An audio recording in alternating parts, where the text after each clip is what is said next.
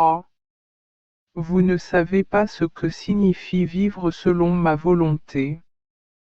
Cela signifie cette joie pure, qui peut être. Ce que j'attends de la création de l'homme, me vient.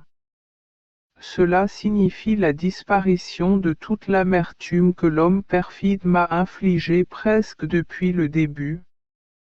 Création. Cela signifie un échange constant entre la volonté humaine et la volonté divine, tandis que l'âme, craignant sa propre volonté, vit dans la mienne, et la mienne la remplit. Joie, amour et bien infini. Oh! Que je suis heureux de pouvoir donner à cette âme tout ce qu'elle désire. Il n'y a plus de distance entre elle et moi. Pas de division, mais une unité permanente en action, en pensée et en amour. Car ma volonté fait le nécessaire pour tout. Nous vivons en parfaite harmonie. L'harmonie est la communauté des biens. Tel était le but de la création de l'homme, vivre comme notre propre enfant et pouvoir partager tous nos biens avec nous. Afin qu'il soit pleinement heureux et que nous partagions son bonheur. Vivre dans ma volonté, c'est ce qui a été voulu lors de la création, avec un flot constant de joie et de célébration. Et vous dites que je devrais cacher cela dans mon Église. Je bouleverserai le ciel et la terre. Je voudrais emplir les cœurs d'une force irrésistible, afin que le véritable accomplissement de la création soit connu. Voyez-vous combien je tiens à la vie dans ma volonté. Elle met mon sceau sur toutes mes œuvres, afin que tout s'accomplisse. Peut-être que cela ne vous semble rien, mais peut-être, dans mon est-ce que des choses similaires se produisent dans l'Église? Non, non. Pour moi, c'est là l'essentiel de mon œuvre. Vous devez en prendre conscience et vous concentrer davantage sur l'accomplissement de la mission qui vous a été confiée. Je lui ai confié, ma fille, ma volonté est plus qu'une simple nourriture corporelle. Elle donne de la force au corps, procure de la chaleur, donne vie aux membres. Augmente la quantité de sang, revitalise l'intelligence de l'homme et le stimule à de nouveaux travaux et sacrifices. En revanche, celui qui néglige la nourriture de son corps, se sent fatigué dans tous les membres, manque de sang et de chaleur, a un esprit sujet à la confusion, est sujet à la mélancolie et à la paresse et à rien n'est sacrifié. Pauvre homme, son essence est sans vie. C'est tellement vrai que lorsqu'une personne tombe malade d'une maladie incurable, elle cesse de manger et se dirige vers la mort. Comme l'a déterminé la sagesse éternelle, l'âme a également besoin de nourriture.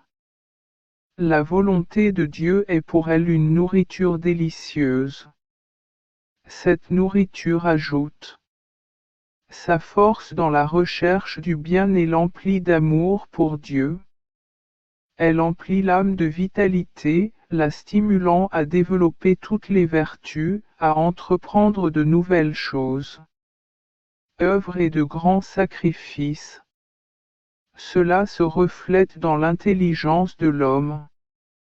Cela le conduit à mieux connaître son Créateur et pour devenir davantage semblable à lui. Le sang divin coule en abondance dans cette âme, y favorisant le développement de la vie divine. De plus, cette nourriture est disponible à chaque instant, à chaque respiration, jour et nuit, en toutes choses, autant de fois que vous le souhaitez. Contrairement à la nourriture corporelle, elle ne Il n'y a pas lieu de s'inquiéter d'un inconfort si l'on en prend trop. Au contraire, plus on en prend, plus on en ressent. Nous sommes renforcés et nous grandissons encore davantage dans notre ressemblance avec notre Créateur. Celui qui ne reçoit jamais cette nourriture s'expose à la mort éternelle. La mort. Et celui qui la reçoit rarement est faible et instable en bonté, froid en amour, pauvre en sang divin. La vie divine est anémique en lui, la lumière. Son intelligence est si faible qu'il ne sait presque rien de son Créateur et par conséquent sa ressemblance avec lui est faible. Il manque de vitalité. À la recherche du bien, parfois, il manque de patience, parfois d'amour, parfois de détachement de tout. Bref, privé de la nourriture de la volonté et les vertus semblent supprimées chez cette personne. Oh! Si l'on voyait une âme privée de cette nourriture céleste, on aurait envie de pleurer pour elle. Tant de misère et de saleté les couvrent. On aurait raison de plaindre une créature privée de nourriture corporelle, car, en général, cela est dû au manque d'argent pour l'acquérir.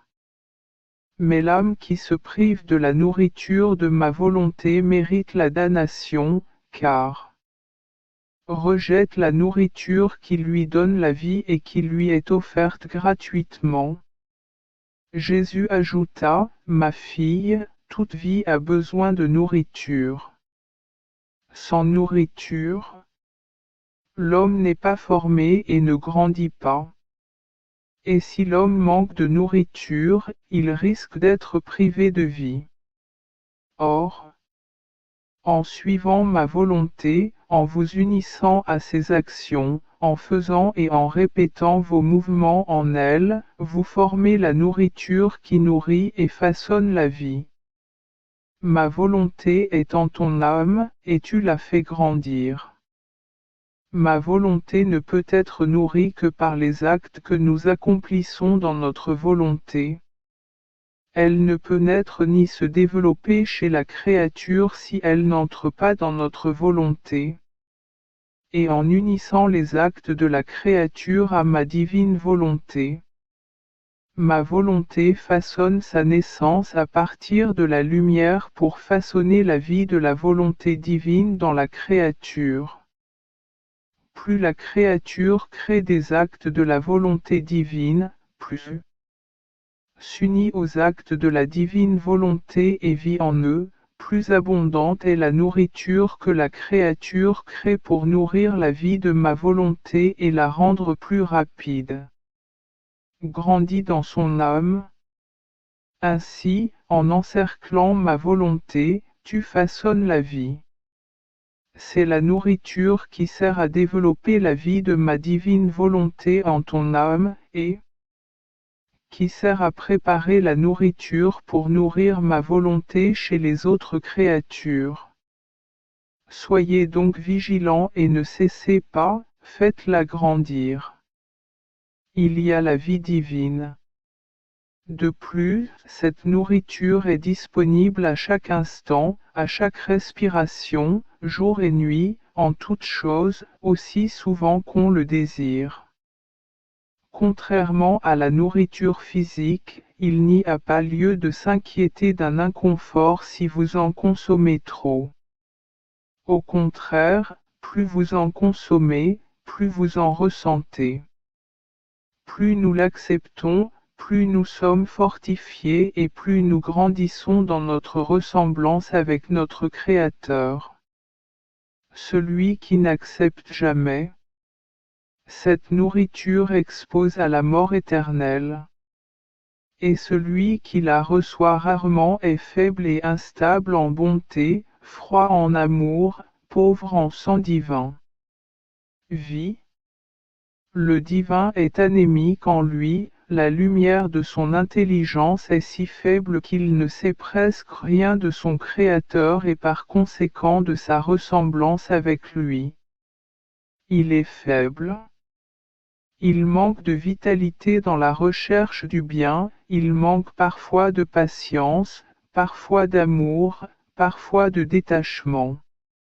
En bref, autrement dit, privé de la nourriture de ma volonté, les vertus de cette personne sont comme étouffées. Ah! Si seulement on pouvait voir une âme privée de cette céleste. On aurait envie de pleurer sur eux, tant de malheurs et de saletés les couvrent.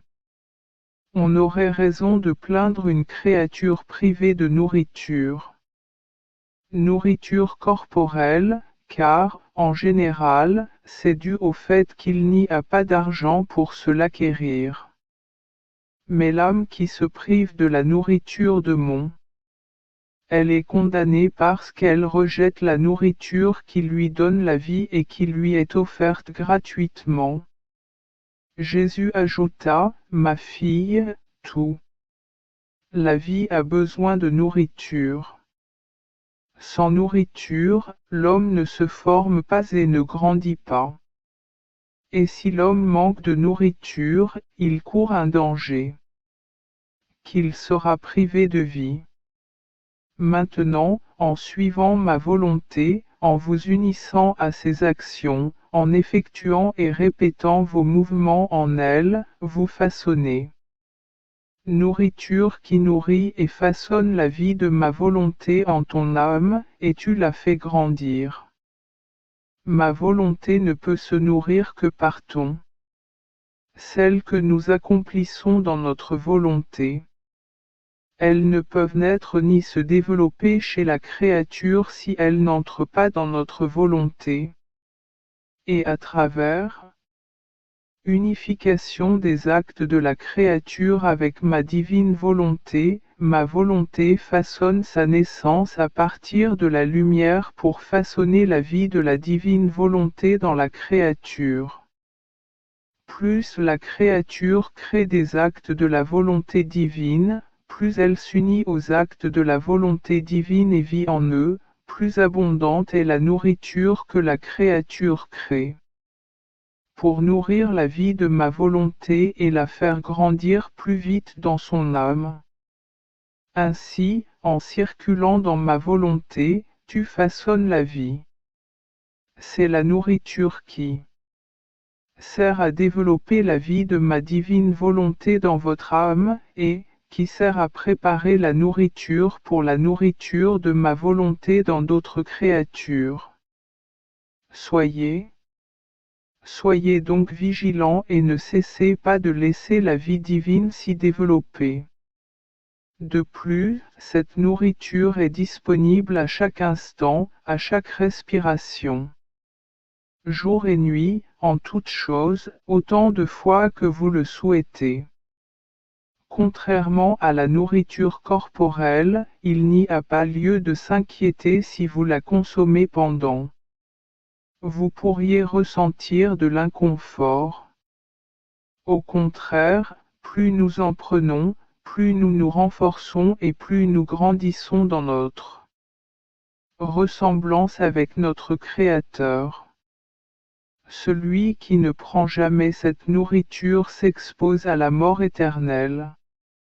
Et celui qui en prend rarement est faible, instable en bonté, froid en amour, pauvre en sang divin. La vie divine est anémique en lui, la lumière de son intelligence est si faible qu'il ne sait presque rien. À propos de son Créateur et par conséquent sa ressemblance avec lui est faible. Il manque de vitalité dans la recherche du bien, parfois il manque de patience. Parfois l'amour, parfois le détachement de tout. Bref, privé de la nourriture de ma volonté, les vertus de cette personne sont comme étouffées. Ah! Si seulement on pourrait voir une âme privée de cette nourriture céleste, on aurait envie de pleurer sur elle, tant sont nombreux les malheurs et les saletés dont elle est couverte. Nous aurions des raisons de plaindre une créature privée de nourriture corporelle, car, en général, c'est parce qu'elle n'a pas d'argent pour les obtenir. Mais l'âme qui se prive de la nourriture de ma volonté mérite la damnation, car elle rejette la nourriture qui lui donne la vie et qui est ça. Offert gratuitement. Jésus ajouta, ma fille, toute vie a besoin de nourriture. Sans nourriture, l'homme ne se forme pas et ne grandit pas. Et si l'homme manque de nourriture, il risque d'être privé de vie.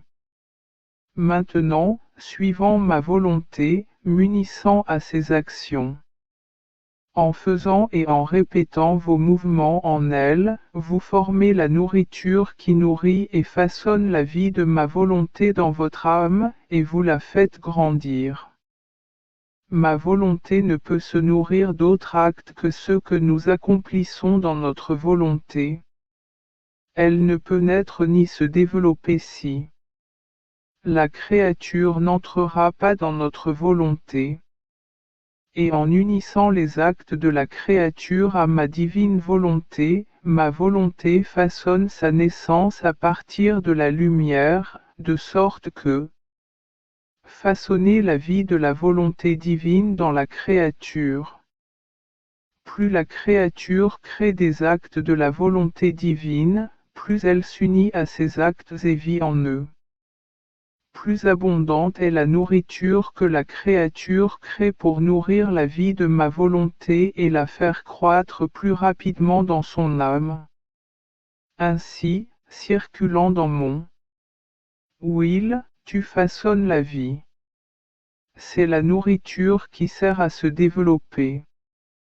Parce que je suis un acte qui ne se répète jamais, je suis toujours prêt à dire quelque chose de nouveau. Je suis toujours nouveau dans l'amour, la beauté, le bonheur et l'harmonie. Pour ne fatiguer personne. J'essaie constamment de donner et de dire quelque chose de nouveau. La force irrésistible qui me pousse à me révéler est mon éternel amour. J'ai mis la création en mouvement, emplie d'amour. Tout ce qui est visible dans l'univers était en moi. L'amour a donné naissance à.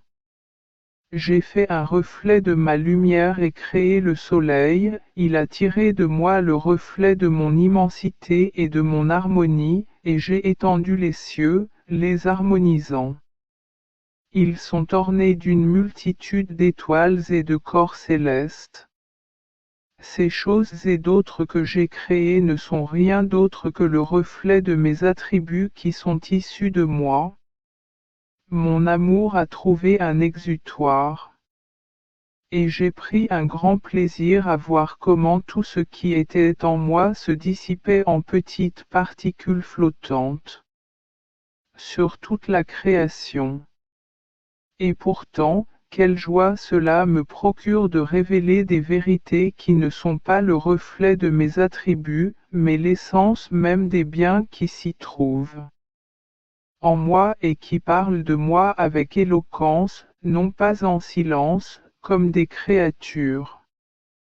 Et parce que ma parole est créatrice, quelle joie j'éprouve en voyant que les vérités que je révèle créent une nouvelle création dans les âmes.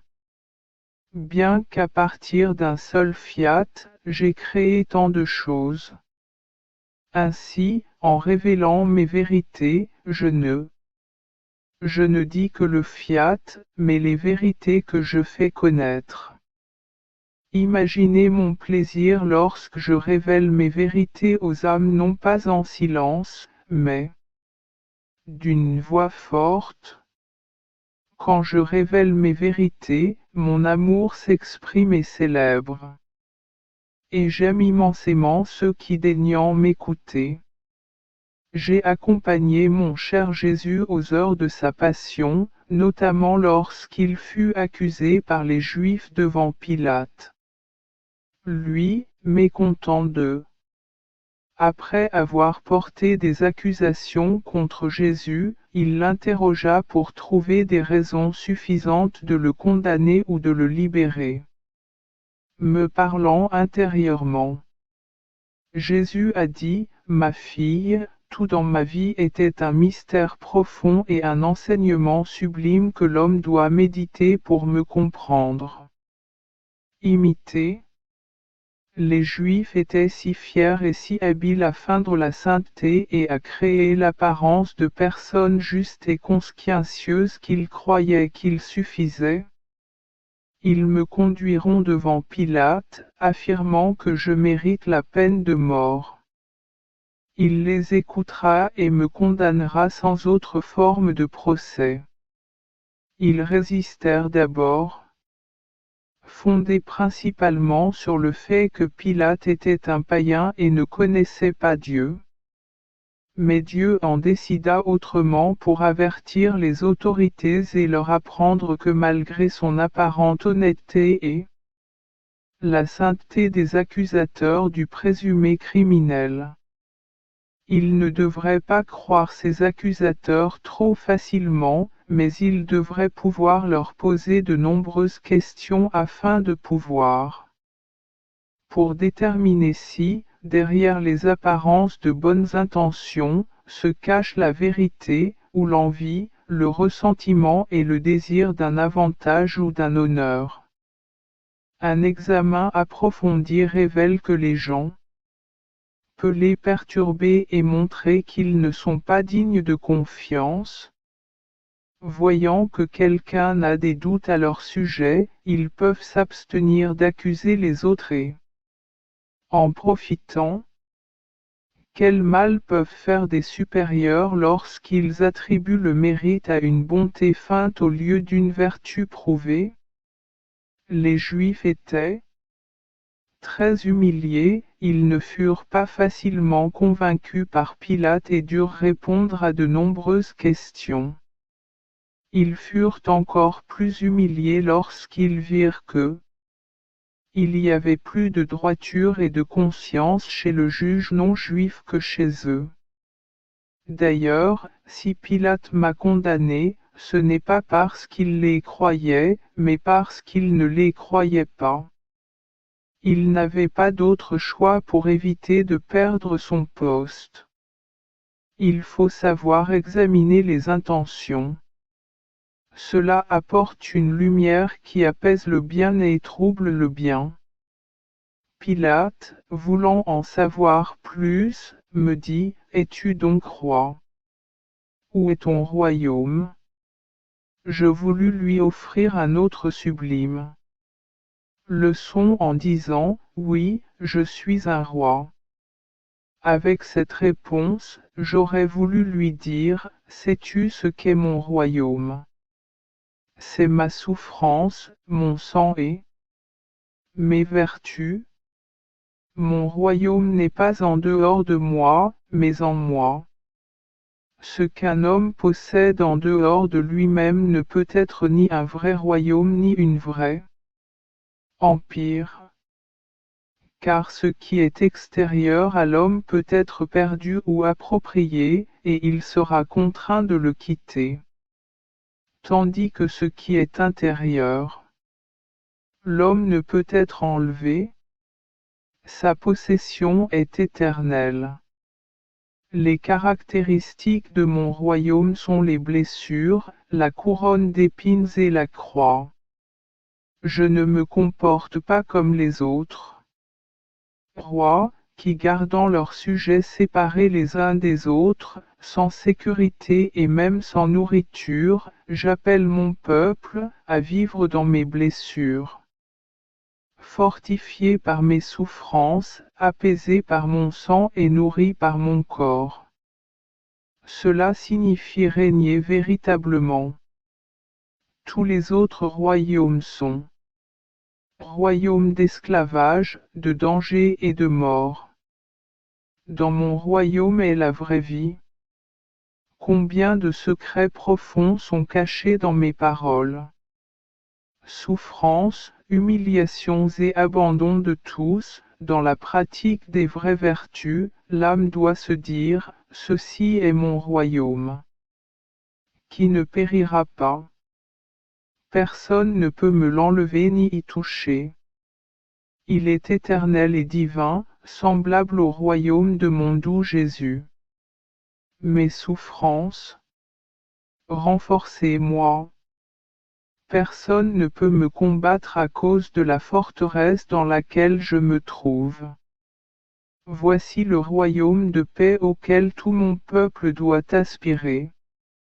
Fils, pour que la rédemption soit parfaite et complète, mon humanité devait agir en accord avec la volonté éternelle. Si mes actions n'avaient pas été en accord, avant leur accomplissement, elles étaient limitées et finies. Or, dans la volonté éternelle, elles étaient illimitées et infinies et englobaient la famille humaine tout entière.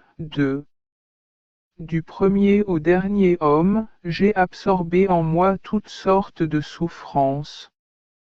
Toutes les créatures ont constitué ma croix. Et ainsi est devenue grande la longueur de tous les siècles et la largeur de toutes les générations des hommes.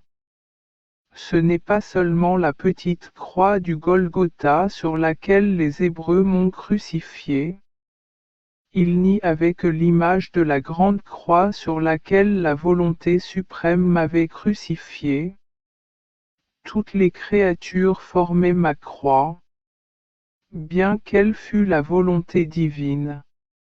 Elle m'a étendu sur la croix et mis à crucifier, mais elle n'a pas établi ma croix elle-même. Mais tous ceux qui étaient impliqués ont contribué. C'est pourquoi j'avais besoin de l'espace de l'éternité pour cette croix. Les dimensions de la terre ne suffiraient pas à la contenir. Oh! Comme les créatures m'aimeront. Quand ils sauront ce que mon humanité dans la divine volonté a accompli pour eux et ce que j'ai souffert par amour pour eux. Ma croix n'était pas en bois. Non, il était fait d'âme. Je les sentais trembler sur la croix sur laquelle la divine volonté m'avait placé. Je n'ai refusé personne. J'ai donné à chacune une place. Ce faisant, j'ai dû rester là, allongé d'une manière si terrible et avec une douleur si terrible qu'en comparaison, la douleur de ma passion semble infinitésimale. Alors hâte-toi afin que ma volonté révèle tout ce que la volonté éternelle a accompli en mon humanité. Cette connaissance engendrera tant d'amour en créatures qu'elles s'y soumettront et lui permettront de régner en elles. En disant cela, il a montré tant de tendresse et d'amour que j'ai été surpris et je lui ai dit: Mon amour, pourquoi montres-tu tant d'amour quand tu parles de ta volonté? À cause de ce grand amour, il me semble que tu en veux d'autres. Créer. Quand tu parles d'autre chose, pourquoi ne montres-tu pas cet excès d'amour? Jésus continua: Ma fille, veux-tu savoir pourquoi? Quand je parle de ma volonté pour la révéler aux créatures, je désire y insuffler ma divinité et ainsi créer un autre moi-même. Mon amour est en cela. Utilisé au maximum de son potentiel. J'aime les créatures comme moi-même. C'est pourquoi, lorsque je parle de ma volonté, mon amour semble transcender sa propre volonté. Je trace des limites pour créer le fondement de ma volonté dans le cœur des créatures. Quand je parle d'autre chose, ce sont mes vertus que je déverse en vous. C'est pourquoi j'aime la création comme son créateur, Père, Rédempteur, Maître, Médecin, etc. Ce n'est pas la même exubérance d'amour que lorsque je veux créer les autres de moi-même. J'avais l'impression de mourir, séparé de mon cher Jésus. S'il venait, ce serait en un clin d'œil. Quand je n'en pourrais plus. Je ne pouvais plus supporter cela, Jésus est venu à moi, plein de compassion. Dès que je l'ai vu, je lui ai dit, mon amour, quelle souffrance. Sans toi, j'ai l'impression de mourir, mais c'est une mort dont je ne meurs pas vraiment, qui est plus douloureuse que la mort elle-même. Je ne sais pas comment la bonté de ton cœur peut me faire. Je ne peux supporter de rester si seul et dans cet état de mort constante à cause de toi. Il m'a dit, ma fille, ne perds pas courage. Tu n'es pas seule dans souffrance, car je l'ai aussi vécu avant toi, tout comme ma chère mère. Oh, ma douleur était pire que la tienne. Combien de fois l'humanité gémissante se sentait seule, comme si ma divinité l'avait abandonnée, bien qu'elle fût inséparable d'elle. La raison en était la création en mon. L'humanité avait de la place pour la réparation et la souffrance, ce qui était impossible à ma divinité. Oh! Comme j'ai ressenti ce vide avec douleur. Et pourtant, c'était nécessaire. Vous devez savoir que lorsque ma divinité a commencé l'œuvre de la création, elle a également commencé toute la gloire, les bienfaits et le bonheur qui allaient suivre. Posséder chaque créature, non seulement dans cette vie, mais aussi dans la patrie céleste. La part destinée aux âmes perdues resta non distribuée, parce qu'il n'y avait personne à qui le donner. Parce que je devais tout compléter et l'absorber en moi, j'ai souffert du vide ressenti par damné en enfer. Oh!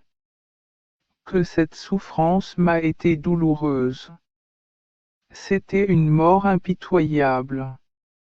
Pourtant, tout cela était nécessaire. Parce que je devais d'absorber en nous tout ce qui est sorti de nous lors de la création, gloire, bénédiction, bonheur, etc., afin de le distribuer ensuite pour le bien de ceux. Pour en bénéficier, j'ai dû endurer toutes les souffrances, et même la privation de ma divinité. Maintenant que tous les bienfaits de la création était absorbé en moi, et je suis le chef de qui tous les bienfaits coulent vers toutes les générations, je recherche des âmes qui seront semblables à moi, par leurs souffrances et, par leurs œuvres, pour les rendre participants de la grande gloire et du bonheur que mon humanité, puisque toutes les âmes ne souhaitent pas en bénéficier et sont privées d'elles-mêmes et des biens terrestres, je recherche ceux avec qui je pourrais établir un lien étroit et à qui je pourrais causer de la souffrance en les privant de ma présence. L'âme qui subit cette dévastation atteindra la gloire que contient mon humanité et que les autres rejettent. Si je n'étais pas avec toi presque tout le temps, tu ne me connaîtrais pas et ne m'aimerais pas, et donc, tu ne me connaîtrais pas. Tu pourrais ressentir la douleur de cette dévastation. Car ce serait impossible. Tu n'aurais aucune raison de souffrir. Oh!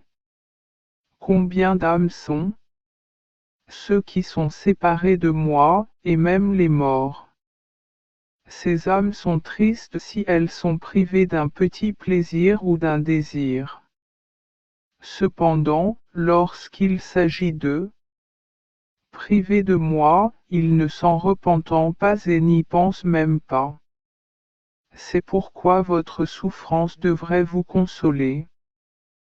Car c'est un signe certain que je suis venu à toi, que tu me connais et que ton Jésus veut t'accorder la gloire, les bienfaits et le bonheur que les autres n'ont pas.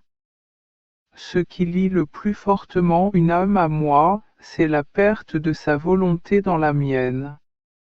Comment pourrais-je t'abandonner?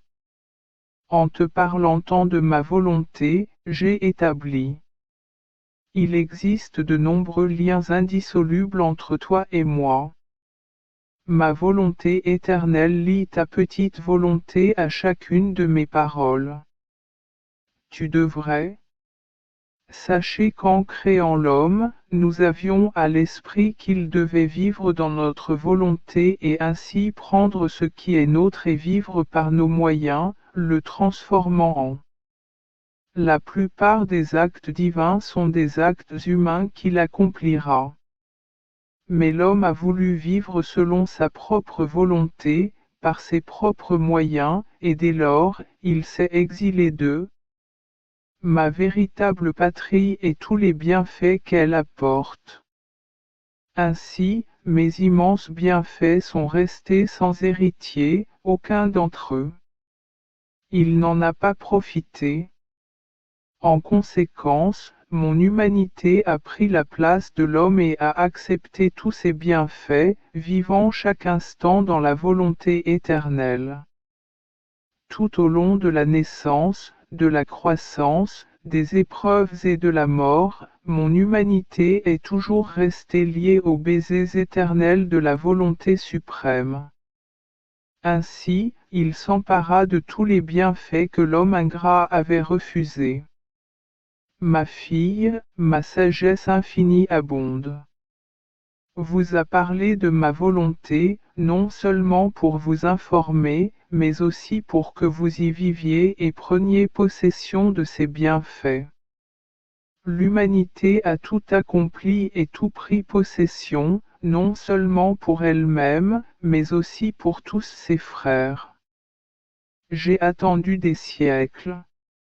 De nombreuses générations ont passé et j'attendrai encore, mais l'homme doit revenir à moi sur les ailes de ma volonté d'où il est issu. Soyez le premier à. Viendra.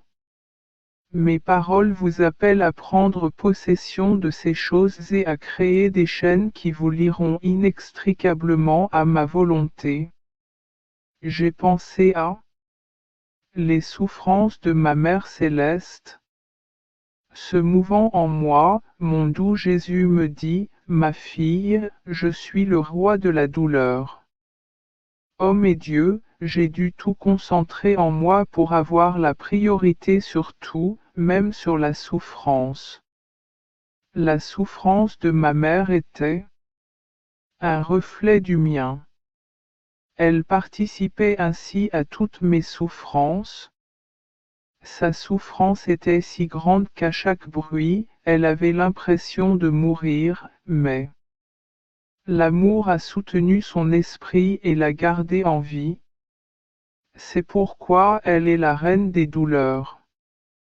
Lorsqu'il a dit cela, il m'a semblé voir mon âme céleste. Mère devant Jésus. Les souffrances et le cœur transpercé de Jésus se reflétaient dans le cœur de la reine des douleurs. C'étaient comme des épées qui lui transperçaient le cœur. Ces épées furent scellées par des fiats de lumière qui l'inondèrent de lumière. Ces fiats de lumière resplendissante la couvrirent d'une gloire indescriptible. Jésus a dit, ce ne sont pas les douleurs qui ont fait de ma mère la reine des douleurs et qui l'ont fait resplendir d'une telle gloire, mais mon fiat tout-puissant, qui était uni à chacune de ses actions et à chacune de ses souffrances. mon fiat fut la vie de chacune de ces souffrances et le premier acte qui forma les épées et les donna. L'intensité nécessaire de la souffrance. Il pouvait déverser dans son cœur transpercé autant de souffrance qu'il le souhaitait, ajoutant blessure à blessure, douleur à douleur, sans rencontrer de moindre résistance. Je me suis senti honoré de devenir la vie de chacun de ces battements de cœur. Mon fiat lui a donné toute sa gloire et l'a établi. La reine légitime et véritable. Quelles âmes puis-je placer en moi les échos de mes souffrances et de ma vie? Ce sont celles qui habitent mon fiat. Elles absorbent mon, résonnent en eux-mêmes, et je suis généreux en leur permettant de participer à tout ce que ma volonté accomplit en moi. J'attends les âmes dans ma volonté, prêtes à m'accorder. Gloire à eux pour tous leurs actes et toutes leurs souffrances. Cependant, je ne reconnais ni les actes ni les souffrances des âmes en dehors de ma volonté. Je pourrais leur dire, non. Je n'ai rien à te donner. Qu'est-ce qui t'a animé dans tes actes et tes souffrances? Cherche ta récompense. Faisant le bien et souffrance en référence. À ma volonté n'est qu'un misérable esclavage. Seule ma volonté accorde la véritable domination, la vraie vertu et la vraie gloire qui peuvent transformer l'humain en divin. Après la communion, mon doux Jésus m'est apparu. Dès que je l'ai vu, j'ai immédiatement couru à ses pieds pour. Il m'a dit, ma fille, viens dans mes bras, et même dans mon cœur. Je me cache dans l'Eucharistie pour ne pas éveiller la peur.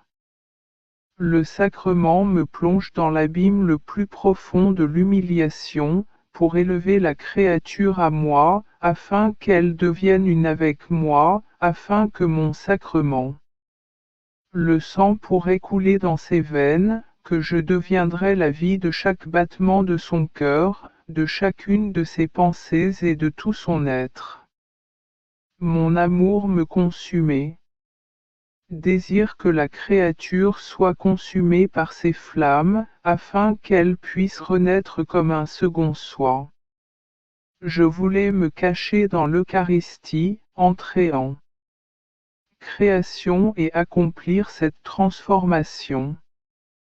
Cependant, pour que cette transformation se produise, des prédispositions appropriées de l'âme sont nécessaires. Lorsque j'ai établi Eucharistie, mon amour, poussé à l'extrême, a donné à l'homme des grâces, des bienfaits, des privilèges et des lumières pour le rendre digne. En m'acceptant, je peux dire que mon amour a procuré à l'homme des bienfaits qui surpassent même ceux de la création. Je voulais lui accorder. L'homme a besoin des grâces pour pouvoir me recevoir dignement et bénéficier pleinement des fruits de ce sacrement. Mais pour recevoir ces grâces, il doit. Pour être libre de soi, il faut haïr le péché et désirer m'accepter. Mes dons ne pourriront pas et ne s'effondreront pas. Si une âme n'a pas les dons appropriés, prédisposition à me recevoir, je ne trouve en elle aucun espace libre où je pourrais déverser ma vie. C'est comme si j'étais mort pour elle et qu'elle. Pour moi, je brûle, mais elle ne ressent pas mes flammes. Je suis la lumière, et elle reste aveugle.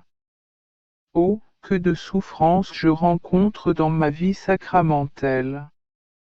Beaucoup de gens qui n'ont pas les prédispositions nécessaires ne tirent aucun bénéfice de ce sacrement, ce qui me rend malade. S'ils S'ils continuent à m'accepter ainsi, ce sera pour moi une continuation du Golgotha, et pour eux la damnation éternelle. Si ce n'est pas l'amour qui les pousse à accepter moi, c'est une autre insulte qui m'attaque et un autre péché sur leur conscience. Priez et réparez les nombreux abusés. Sacrilège commis dans ce sacrement. J'étais dans mon état habituel lorsque mon cher Jésus est apparu dans une forme particulièrement agréable et majestueuse. Aspect. Il était plein de lumière, qui brillait particulièrement dans ses yeux et irradiait de sa bouche. À chaque mouvement, mot, battement de cœur et son humanité était inondée de lumière à chaque pas. Tandis que j'étais enchanté par ce que je voyais, il me regarda et dit, ma fille, pendant par ma résurrection, mon humanité a été dotée d'une grande lumière et d'une grande gloire. Car durant ma vie sur cette terre, toutes mes actions, mon souffle, mes regards et mes paroles étaient imprégnés de la volonté suprême. Tandis que j'accomplissais tout en elle, je préparais la gloire et la lumière pour ma résurrection.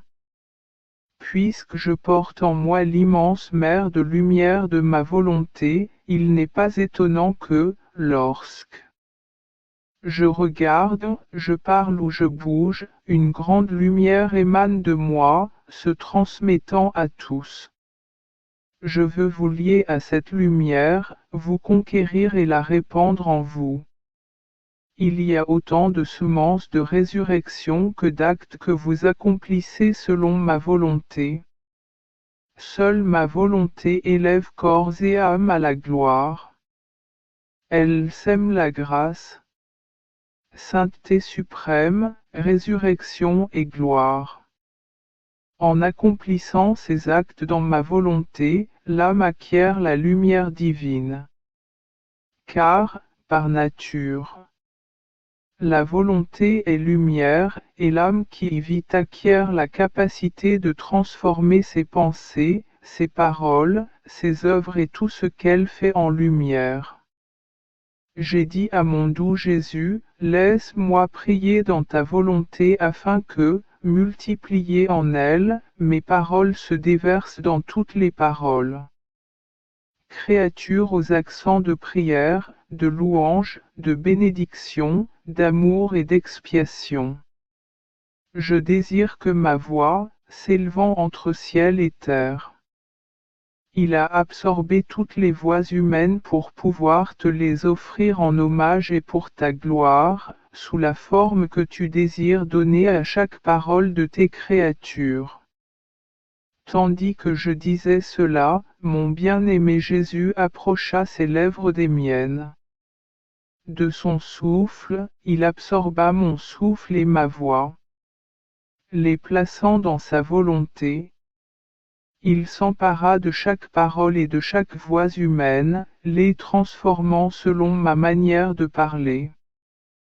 Puis il offrit une prière devant Dieu au nom de tout le monde, toutes des voix humaines.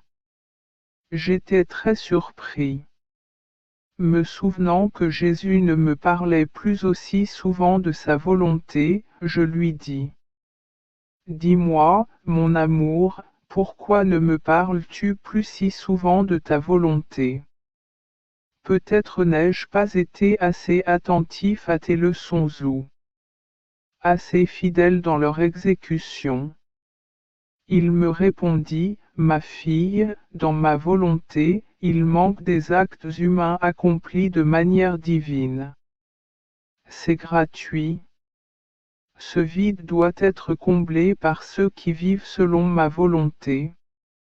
Plus vous vous efforcerez de vivre selon ma volonté et de la communiquer aux autres, plus vite ce vide disparaîtra. Sera accompli. Alors, voyant comment la volonté humaine se meut en elle comme si elle retournait à sa source, ma volonté sera satisfaite et son ardente désir exaucé. Peut-être existe-t-il peu de telles volontés humaines, mais même si je n'en trouvais qu'une, ma volonté, grâce à sa puissance, serait capable pour les récupérer tous.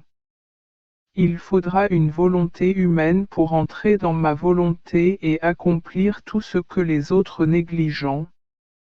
Cela me sera si agréable. Que les cieux s'ouvrent pour que ma volonté puisse descendre sur terre et révéler ses bienfaits et ses merveilles. Chaque nouvel acte que vous accomplissez dans ma volonté m'encourage à vous donner des connaissances supplémentaires et à vous parler d'autres miracles. Car je veux que vous sachiez le bien que vous faites, que vous l'appréciez et afin que tu désires toujours plus posséder ma volonté. Quand je vois que tu l'aimes et l'apprécies, je te la donne comme si elle était tienne. La connaissance est l'œil de l'âme. L'âme, sans connaissance, elle est aveugle à ses bienfaits et à ses vérités. Dans ma volonté, il n'y a pas d'âme aveugle. Au contraire, chaque nouvelle acquisition de connaissance lui apporte une plus grande connaissance. Intuition. Plongez souvent dans mon testament et élargissez vos horizons. Je reviendrai plus tard pour vous en dire plus. Je me suis dit, si Jésus désire tant faire connaître la manière de vivre dans sa volonté et si une nouvelle ère arrive, dont les bienfaits surpasseront même les bienfaits. Rédemption. Il devrait donc s'adresser au pape, qui, en tant que vicaire du Christ, a le pouvoir d'influencer directement tous les membres. Église et ainsi transmettre ce grand bien à toutes les générations. Ou du moins, il pourrait se tourner vers d'autres personnes influentes, pour qui il serait très facile d'accomplir cette tâche. Mais pour une personne comme moi, inconsciente et inconnue, comment pouvons-nous faire connaître ce grand bien? Soupirant et me serrant plus fort dans ses bras, Jésus me dit, ma très chère fille, ma volonté suprême accomplit toujours sa plus grande œuvre par des hommes vierges et inconnus, vierges non seulement par nature, mais aussi par leurs sentiments, leurs cœurs et leurs pensées. Vrai. La virginité est l'ombre divine. C'est seulement par mon ombre que je peux féconder mes plus grandes œuvres. À l'époque où je suis venu sauver l'humanité, il y avait des papes et des autorités. Mais je ne suis pas allé vers eux, car mon ombre n'était pas en eux. J'ai choisi une vierge inconnue de tous, mais bien connue de moi. Si la vraie virginité est mon ombre. Ce choix de la Vierge ignorée est dû à ma jalousie divine. Je la voulais pour moi seule. C'est pourquoi je l'ai gardée secret, sauf pour moi-même. Comme cette Vierge céleste était inconnue, je pouvais me faire connaître et m'ouvrir plus librement à tous le chemin vers la connaissance de la rédemption. Plus l'œuvre que je souhaite accomplir à travers une personne donnée est grande, plus je la rends ordinaire. Car les gens, ceux dont vous parlez sont très célèbres, mais la jalousie divine ne saurait transmettre ces messages. Oh! Qu'il est difficile de trouver l'ombre divine chez de telles personnes. Je choisis qui je veux. Il a été décrété que 2 vierges viendraient en aide à l'humanité, l'une pour aider à sauver l'homme, l'autre pour aider à établir un royaume sur terre pour donner à l'homme le bonheur sur terre, unir la volonté humaine à la volonté de Dieu et réaliser le but pour lequel l'homme a été créé. Créé, a atteint son plein accomplissement. Laissez-moi choisir comment révéler ce que je veux révéler. Ce qui est important pour moi, c'est d'avoir la première créature en laquelle je pourrai concentrer ma volonté et en laquelle elle trouvera la vie sur terre, comme au ciel. Tout le reste viendra tout seul. Par conséquent, je vous le répète, continuez votre chemin dans ma volonté, car la volonté humaine a des faiblesses, des passions et des malheurs. Ce sont des obstacles qui empêchent l'action de la volonté éternelle. Les péchés mortels sont comme des barricades dressées entre la volonté de l'homme et celle de Dieu.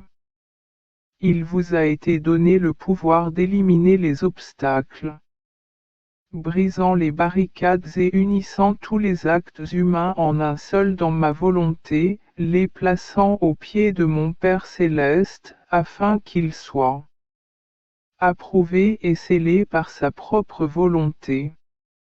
Voyant que la création a revêtu toute la famille humaine de la volonté divine, attirée et enchantée par elle, il fera venir sa volonté sur la terre, afin qu'elle règne sur la terre comme au ciel. Quand mon fiat voluta tua, que ta volonté soit faite, sera accomplie sur la terre. Sur la terre comme au ciel, alors la continuation du Notre Père sera pleinement réalisée. Donne-nous aujourd'hui notre pain quotidien. Au nom de J'ai dit à tous, Notre Père, je te demande 3 sortes de pain. Le premier est le pain de ta volonté, qui est plus que le pain ordinaire. Le pain ordinaire n'est nécessaire que 2 ou 3 fois par jour. Tandis que le pain de ta volonté est toujours nécessaire et en toutes circonstances. Voilà ce que, un air parfumé circule dans la vie divine de la création.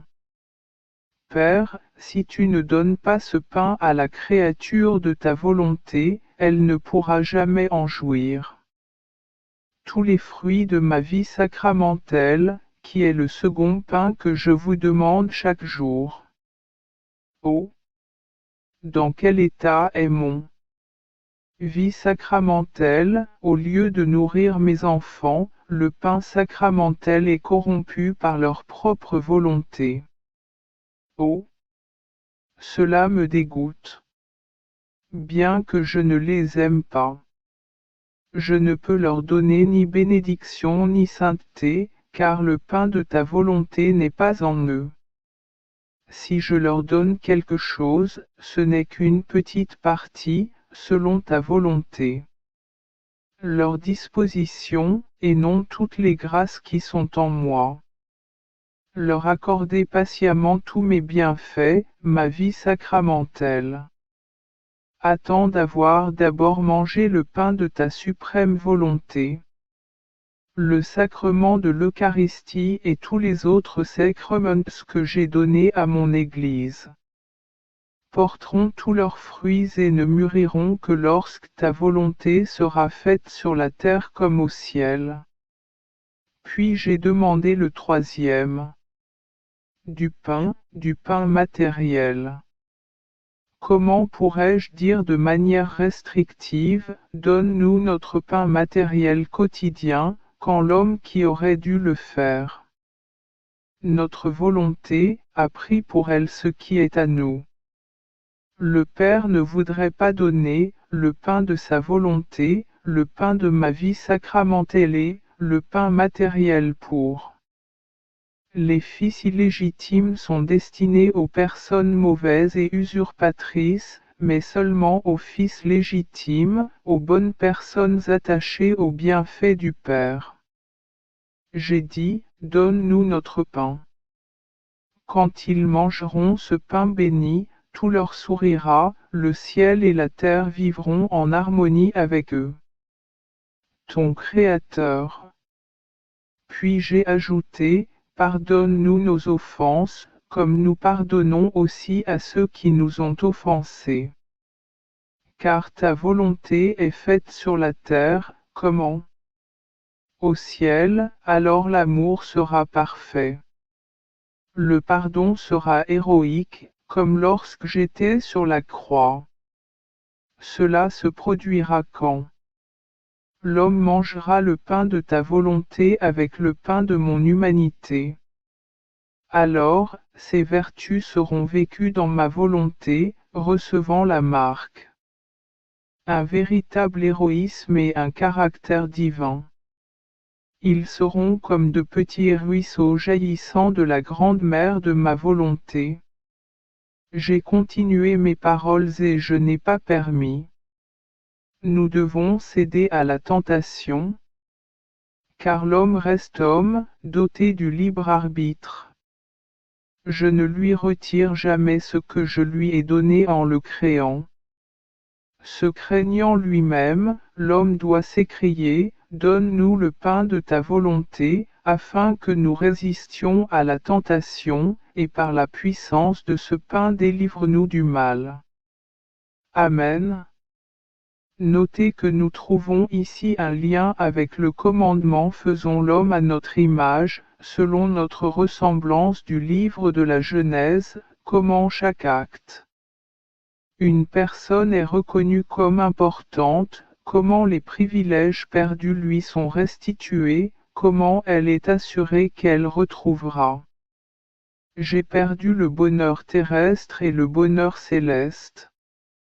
Voyez aussi pourquoi, que ta volonté soit faite sur la terre comme au ciel, est une priorité pour moi.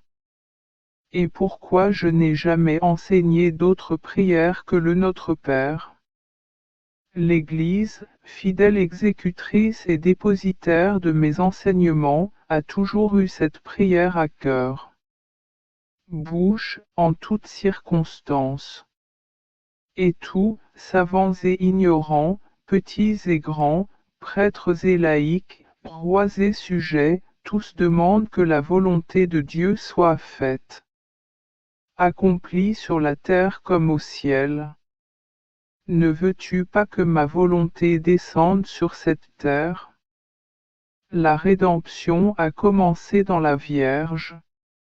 Et je ne me suis pas incarné individuellement en chaque homme pour le racheter, même si quelqu'un le désire, peut bénéficier des bienfaits de la rédemption et peut m'accepter.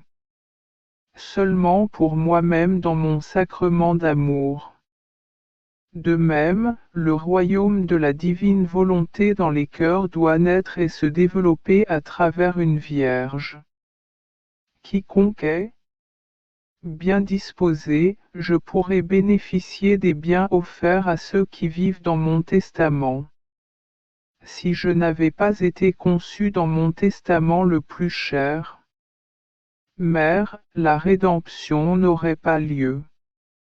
De même, si je ne permettais pas à l'âme de vivre selon ma volonté suprême, que ta volonté soit faite sur la terre comme au ciel. Je pourrais m'accomplir. J'étais dans mon état habituel quand j'ai senti quelqu'un me tirer hors de mon corps. Je ne voyais plus le ciel bleu et notre soleil terrestre, mais un ciel différent, tout doré et parsemé d'étoiles de couleurs différentes, plus brillantes que le soleil. J'ai senti quelque chose m'attirer vers le haut. Le ciel s'est ouvert devant moi et je me suis senti plongé dans une lumière incroyablement pure. J'ai appelé à mon esprit tous les esprits humains, qui a existé et existera depuis le moment où Adam a rompu l'unité de son esprit avec l'esprit du Créateur, s'écartant de la volonté de Dieu, jusqu'au dernier homme, qui existera sur terre. J'ai essayé de rendre à Dieu honneur, gloire, soumission, etc., de la part de tous les esprits créés. J'ai fait de même avec divers capacités et les sens de l'homme, en me souvenant des capacités et des sens de toutes les créatures. Je l'ai fait par la volonté aimante de mon Dieu, dans laquelle tout est trouvé et rien ne lui échappe, pas même ce qui n'existe pas à cet instant. Tandis que je faisais cela, une voix s'éleva de l'immensité et me dit, chaque fois qu'une âme, celui qui entre dans la volonté divine pour prier, travailler, aimer ou se consacrer à autre chose, ouvre ainsi de nombreux chemins de création vers le Créateur. Voyant l'approche création, la déité ouvre également les voies de la rencontre avec sa création. Dans cette rencontre, la créature imite les vertus de son créateur, absorbe ça. La vie entre en elle-même et pénètre plus pleinement les mystères de la volonté suprême. Tout ce que la création accomplit n'est plus humain, mais divin. De là naît le ciel, rempli d'or, dans lequel la divinité pénètre et se réjouit à la vue des merveilles qu'elle voit dans les créatures. Ainsi, dans ma volonté, la créature devient semblable à pour moi, réalise mes intentions et répond au but de la création. Ma fille, mon Père céleste fut l'initiateur des souffrances de mon humanité. Seul, il avait le pouvoir de créer la souffrance et d'y verser autant que nécessaire pour rembourser les dettes des créatures. Quant aux créatures, la souffrance qu'elles m'infligeaient était secondaire, parce qu'ils n'avaient aucun pouvoir sur moi et qu'ils ne pouvaient pas non plus créer de souffrance de leur propre volonté. Le Père céleste agit de manière similaire parmi créatures. Par exemple, lors de la création, la première œuvre réalisée dans l'âme et le corps de l'homme a été réalisée par mon Père divin. Combien d'harmonie et il a placé le bonheur dans la nature humaine. Tout en l'homme est harmonie et bonheur. Il suffit de considérer son corps. Quelle harmonie et quel bonheur il procure. Ses yeux voient, sa bouche parle, ses pieds marchent. Ses mains saisissent et manipulent les objets que ses pieds atteignent. Mais si ses yeux, s'il voyait, mais n'avait pas de bouche pour parler, ou s'il avait des jambes pour marcher et pas de mains pour saisir, ne manquerait-il pas d'harmonie et de bonheur? Observons l'âme humaine, sa volonté, son intellect et sa mémoire. Quelle harmonie et quel bonheur elle apporte. La nature humaine, corps et âme, fait véritablement partie d'eux. L'harmonie éternelle. Dieu a créé l'Éden dans l'âme et le corps de l'homme, un Éden entièrement céleste. Puis il lui a donné un Éden terrestre comme lieu de vie. L'ensemble. La nature humaine est harmonie et bonheur. Bien que le péché ait perturbé cette harmonie et ce bonheur, il n'a pas complètement détruit les bonnes choses que Dieu a créées en nous. Hommes, tout comme Dieu a créé l'harmonie et le bonheur dans les créatures de ses propres mains, de même il a également créé en moi toutes les souffrances nécessaires pour compenser l'ingratitude humaine et pour compenser la perte de bonheur et d'harmonie. C'est le cas de toutes les créatures. Quand Jean appelle une d'entre eux à une sainteté spéciale ou à une mission spéciale, mes propres mains travaillent dans son âme, lui donnant la souffrance à un moment, l'amour à un autre ou la connaissance des vérités célestes. Ma jalousie est si grande que je ne permets à personne d'y toucher. Si je permets à des êtres de faire quoi que ce soit à cette âme élue, est toujours secondaire. Je maintiens le précédent et le façonne selon mon plan. J'étais inquiet de l'absence de mon cher Jésus. Je me suis dit, qui sait quel mal est en moi et duquel Jésus se cache pour éviter les désagréments. Se mouvant en moi, il m'a dit: Ma fille, le signe qu'il n'y a pas de mal dans l'âme et qu'elle est complètement remplie de Dieu, c'est que tout ce qui lui arrive, de l'intérieur et de l'extérieur.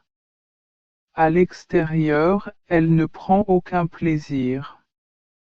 Son seul plaisir, c'est moi et moi.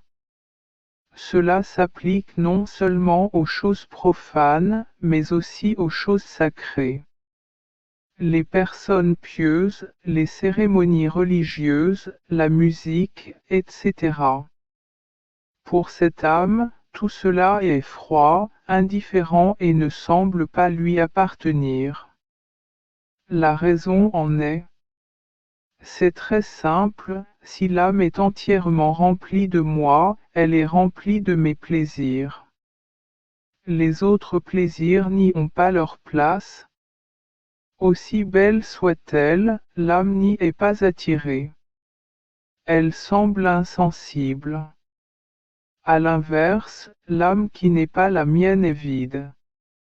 Quand elle la touche, avec les choses terrestres, il éprouve du plaisir si elles lui plaisent, et de l'insatisfaction si elles lui déplaisent. Il est donc pris dans un cycle infernal.